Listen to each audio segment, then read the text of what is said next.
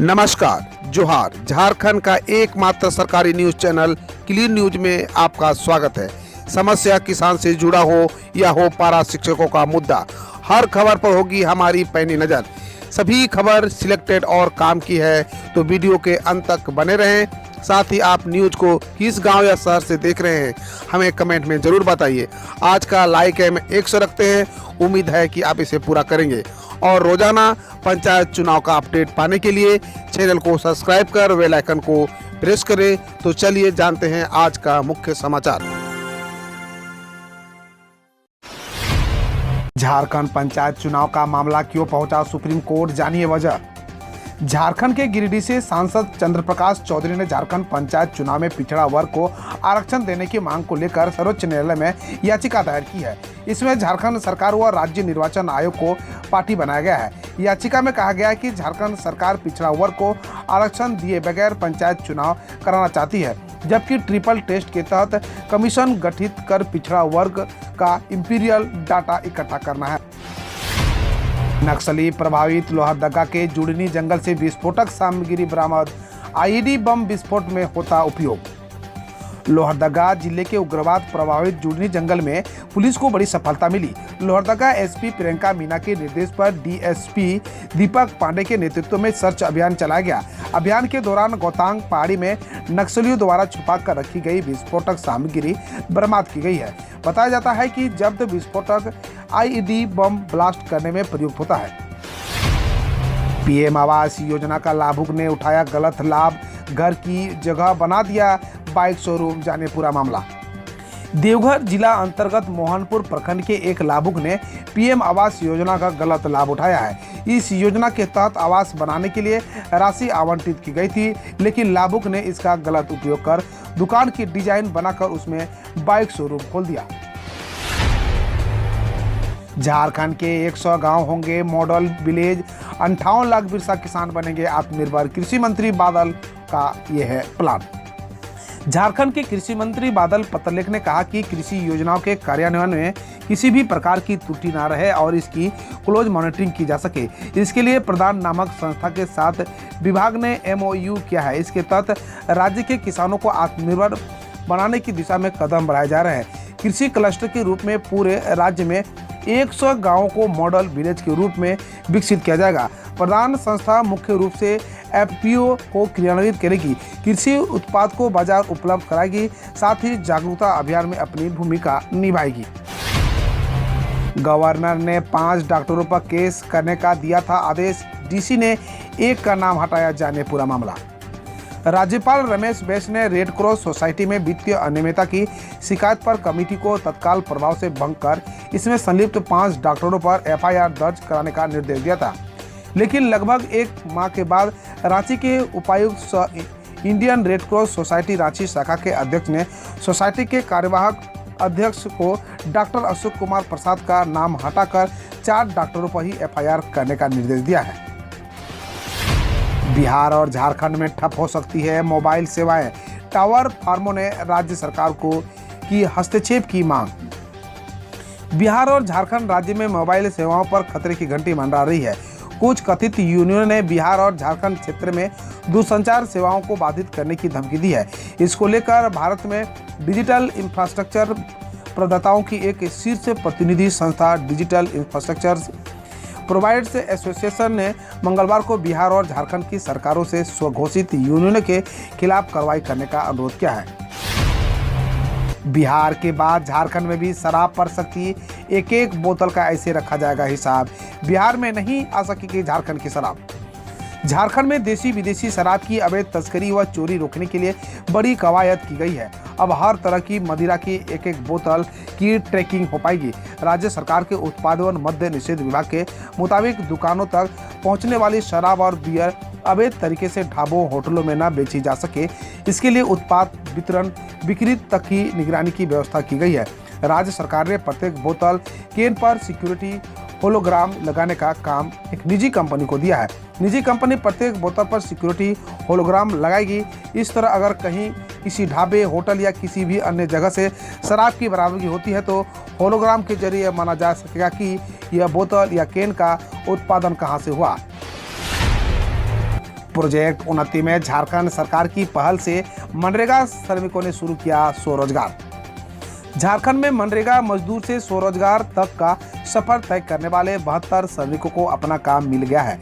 करीब 50 श्रमिकों का भी प्रशिक्षण पूरा हो गया है। इन्हें विभिन्न कंपनियों से अच्छे खासे पैकेज पर प्लेसमेंट का ऑफर मिला है।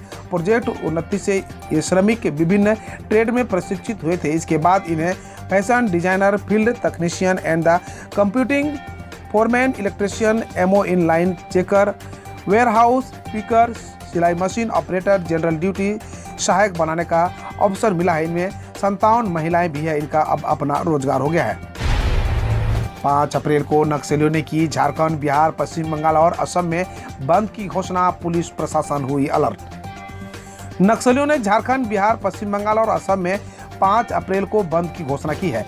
पूर्वी रीजनल ब्यूरो माओवादी के प्रवक्ता संकेत ने सोमवार को एक प्रेस विज्ञप्ति जारी कर बताया कि केंद्रीय कमेटी और पूर्वी रीजनल ब्यूरो सदस्य कामरेड अरुण कुमार भट्टाचार्य उर्फ कंचन की गिरफ्तारी के विरोध में इस बंद की घोषणा की गई है। त्रिस्तरीय तंबाकू निरोधक छापेमार दस्ते का प्रशिक्षण पूरा। अब चौक चौराहों व हाट बाजारों में होगी सघन छापेमारी।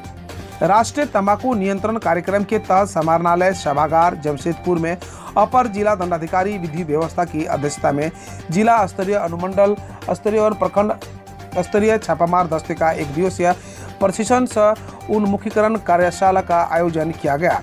कार्यालय में त्रिस्तरीय छापेमार दल को सिगरेट एवं अन्य तंबाकू उत्पाद के नुकसान और इसके नियंत्रण के लिए मौजूदा कानूनों के बारे में संवेदीकरण पर प्रशिक्षण दिया गया। कर्मचारियों को सीएम का बड़ा तोहफा मिलेगा, 7वें वेतन का लाभ, बढ़ेगी सैलरी। झारखंड की हेमंत सोरेन सरकार ने जियाडा के कर्मचारियों को बड़ी सौगात दी है। हेमंत सोरेन सरकार ने 7वां वेतनमान पर बड़ा ऐलान किया है। सीएम ने इन कर्मचारियों को 7वां पुनरीक्षित वेतनमान का लाभ दिया है।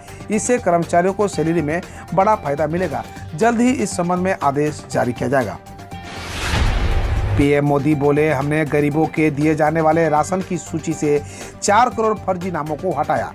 प्रधानमंत्री नरेंद्र मोदी ने कहा कि उनकी सरकार ने गरीबों को दिए जाने वाले राशन की सूची से 4 करोड़ फर्जी नामों को हटाया है।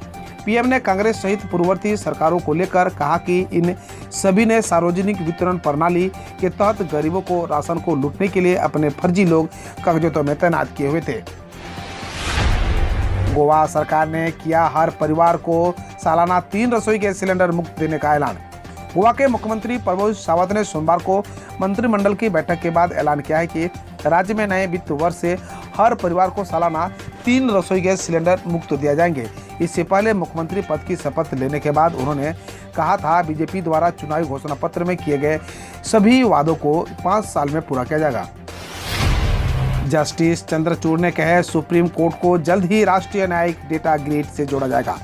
सुप्रीम कोर्ट के जज जस्टिस BI चंद्रचूड़ ने कहा कि उच्चतम न्यायालय को जल्द ही राष्ट्रीय न्यायिक डेटा ग्रिड से जोड़ा जाएगा। दरअसल NJDG लंबित मामलों को लेकर राष्ट्रीय स्तर पर अदालतों द्वारा मामलों के निपटारे की दर से संबंधित आंकड़ों का संग्रह करता है। फिलहाल NJDG पर ट्रायल कोर्ट व कुछ हाईकोर्ट की ही आंकड़े हैं। दिल्ली पुलिस ने पहलवान सुशील की जमानत का किया विरोध, कहा छूटने पर हो सकता है फरार। दिल्ली पुलिस ने हाईकोर्ट में सागर धनखड़ हत्या केस में पहलवान सुशील कुमार की जमानत याचिका का विरोध किया। दिल्ली पुलिस ने कहा कि सुशील को जमानत देना ठीक नहीं है, वह ऐसा करने पर वह फरार हो सकता है। भोपाल पुलिस केस के गवाह सुशील से डरते हैं। वह एक गवाह ने सुरक्षा की मांग की है। पीएम मोदी MP में गृह प्रवेशम कार्यक्रम में हुए शामिल 5,21,000 लोगों को मिले आवास। प्रधानमंत्री नरेंद्र मोदी ने सोमवार को वीडियो कॉन्फ्रेंसिंग के माध्यम से प्रधानमंत्री आवास योजना के तहत मध्य प्रदेश में गृह प्रवेशम कार्यक्रम में हिस्सा लिया। कार्यक्रम में 5,21,000 गरीबों को आवास सौंपे गए। प्रधानमंत्री ने बताया कि मध्य प्रदेश में करीब 30,05,000 स्वीकृति आवासों में से 24 लाख से अधिक आवास बनकर तैयार हो चुके हैं। अदालत के दखल के बाद अस्थायी हुई कश्मीरी पंडितों की नौकरी, केजरीवाल के बयान पर शिक्षक संघ।